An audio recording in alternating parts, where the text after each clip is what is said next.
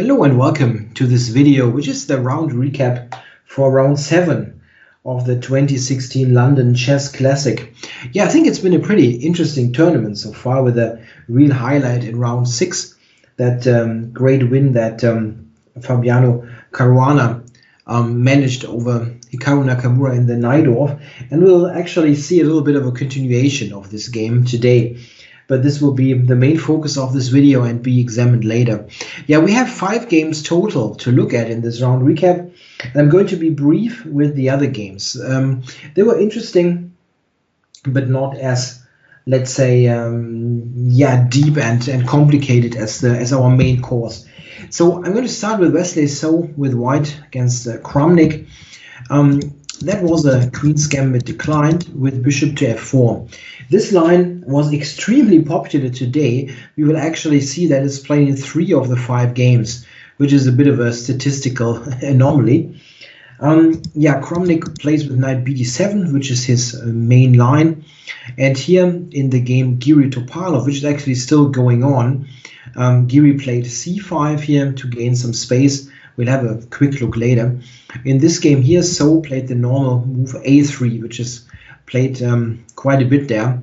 And after c5, we get this open center now. C takes, knight takes, those trades for an IQP position.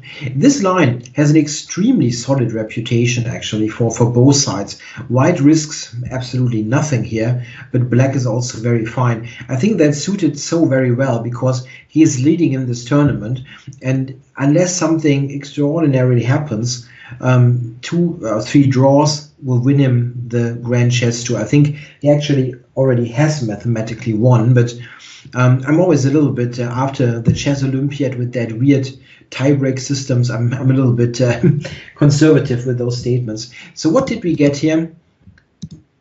The position got open quite quickly, and Kramnik managed to ultimately play d5 to d4, which is the clear signal that this is going to be traded down to a completely drawn position. I think Kramnik with black was happy with equality, and So, as we mentioned, is happy with the draw here as well, as that gets him very, very close to the overall win. They agreed to a draw right here. Yeah, let's put some more boards, moves on the board right here, where absolutely nothing is going on. So not a very exciting game, but understandable if you look at the circumstances, the general standings in this overall series of events. The next game to check is Mickey Adams with white against Fabiano Caruana. And Adams is a regular e4 player, but he plays c4 in this game. That we have seen recently with many top players, that they add an additional weapon to their 1e4 serve. If you go e4 all the time, you like half of your games will be Berlins at that level. And people like Adams, like Svidler, they started to add c4 to their repertoire.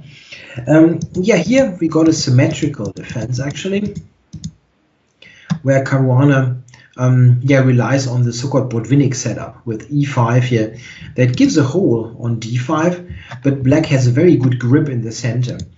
In this particular line, we can fast forward a little bit. Black actually managed to play d6 to d5, this move that freezes position.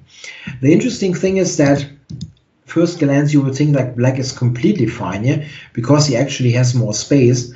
But if you look a little bit more closely, you'll see that black has more space, but also a couple of weak spots like b5, like d5 a little bit even. This can be a weak spot as well.